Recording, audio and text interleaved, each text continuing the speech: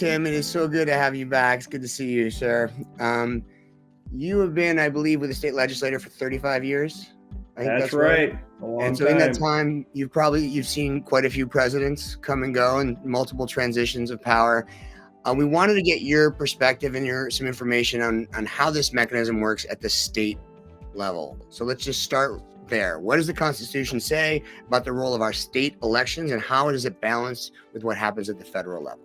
You got to remember, when the Constitution was adopted in 1789 or drafted in 1789, they were very much more oriented towards the states than they were towards the federal government as we understand it today. So this was one of the many aspects of the U.S. Constitution where they wanted the states to have some authority and wanted to acknowledge that it was every state might approach this differently. So the Constitution says that the states, actually the state legislatures very specifically, have authority over the times, places, and manner of election of senators and members of the U.S. House. Not the president. That's handled by the Electoral College, a totally separate system, which is detailed extensively in the Constitution, essentially unchanged since it was drafted and adopted back in the 1780s. So what does that mean? The times, places, and manners of elections are controlled by the legislatures of the states. So here we're a nation of 335 million people, one of the largest nations on the planet. And unlike essentially every other country, we have a massively decentralized system of elections and voting. So the laws that apply to how elections are run vary tremendously across the states, and to a much less degree even across counties and cities. So, for example, you have a number of states now that run the entire election by mail. I live in Colorado. Everyone gets mailed a ballot. I've already voted. I turned it back around and put it in the box on the fourth day or whatever after I got it. Some states have almost no voting by mail. It's essentially all in person, right? So this just means that there's not one election in the United States, or not one way to run an election. There's 50 very different ways to run an election. So one thing that's common is across all states is the states are the first to certify the results before they're sent to the Congress for certification. So can you just tell us about how that certification works at the state level?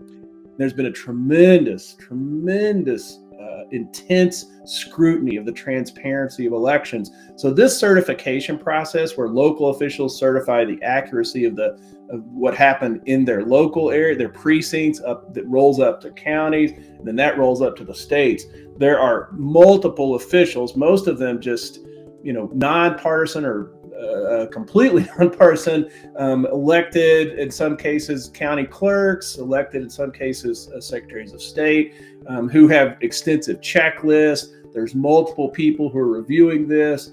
And so what they're doing is, they have deadlines that they have to comply with, and to canvass the vote, which essentially say, the counting and the certification, another kind of fancy word for certifying. They all have very transparent, published now, like this is exactly what we're going to do.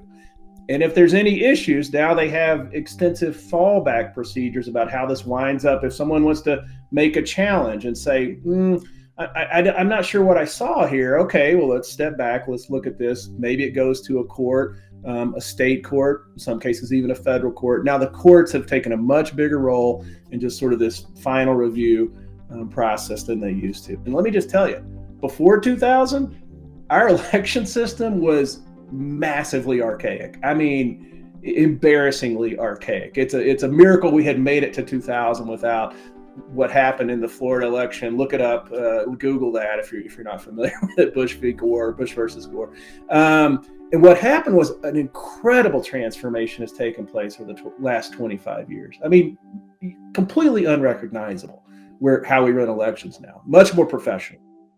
What happens if the states don't certify their elections? And you spoke to a little bit about, what happens if they're challenged, so they can be challenged, right? So, A, can they be challenged? And then B, what happens if the states don't certify them? There's been some discussion of some local officials in Georgia, for example, saying they might not certify it if they're not content with what they think the process should have delivered.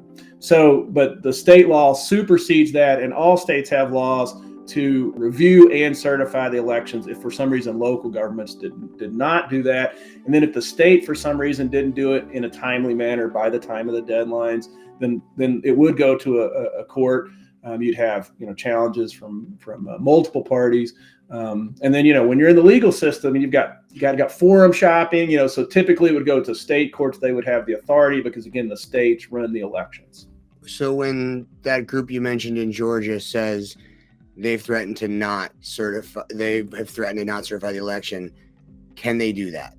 So this is one of the challenges of having such a decentralized system. We have over 3,000 counties in the United States. So, if one or two counties say, oh, we're just going to make up our own rules or whatever, the authority will go to the state, and then ultimately the authority would go to, ultimately federal courts, ultimately to the Supreme Court, I guess, conceivably.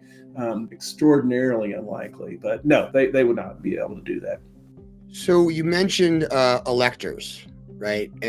And if you wouldn't mind describing that process, because is it the state that selects the electors? And how are those electors who make up the electoral college chosen? Well, I love this question because I've done a lot of international consulting on elections, and I've been to parliaments around the world. And let me just tell you, there are I remember there were sort of three things that people around the world did not understand about U.S. elections. Number one, how decentralized they were, which we've already touched on. Number two, interestingly, we're one of the few countries where you're not required to have some sort of ID to vote. Now, of course, many states require an ID to vote, but that's a new development since 2000, frankly, that before 2000, relatively few states required that you showed an ID to vote. And the rest of the world was like, well, you have to prove who you are, but that's changed extensively. The third thing, the Electoral College. It is challenging to explain let me tell you, to people around the world. And, they're like, well, wait a minute, it's the world's greatest democracy, but you don't, it's the world's oldest constitutional democracy, and you don't elect the president directly. And no, there's this mechanism, we'll call it archaic, is unchanged since the framers put it in the Constitution. So what the Electoral College says is that the presidential candidate, when you vote for Harris or Trump on your ballot in California or in Colorado or in Texas or wherever, and you push or you color in the oval for Trump, you're not actually voting for Trump. The Trump campaign has predetermined a slate of people for that state. So, and these are actual humans that are their absolute most loyal people who would never in a million years diverge from their person. So they find the most loyal people in each state and they say, these are our electors. And of course, each state gets a different number of electors based on the population of the state. The very small states only have two. They have two for their U.S. senator and one for maybe the House person. So Wyoming has 3 electors. California, I think, has like 55 or something like that. So those electors. So in Wyoming, the Trump campaign and the Harris campaign have said these are the 3 people that will be our electors. So if Trump wins in Wyoming, the 3 people that he has predetermined to be his electors for that state, they would travel to Washington, and there's a day when they cast their votes, their Electoral College votes. There's an assemblage of the Electoral College, and it's the people that are designated by the campaigns to be part of that Electoral College, and it varies by state. Now, the questions come up of, can the states supersede these electors, right? The answer is no. For a whole variety of reasons. One, there's zero precedent for it. But I will say the Congress in 2022 actually changed the law to make this also prohibited by federal law. So there's not a legal scenario. This would be overthrown by the courts if a state legislature or a state somehow tried to send 2 sets of electors. I know this was a big issue in 2020. There was a theory. Let's be clear, a theory that a state could do this. No state did it. And now it's explicitly prohibited by federal law. So that's new since 2020.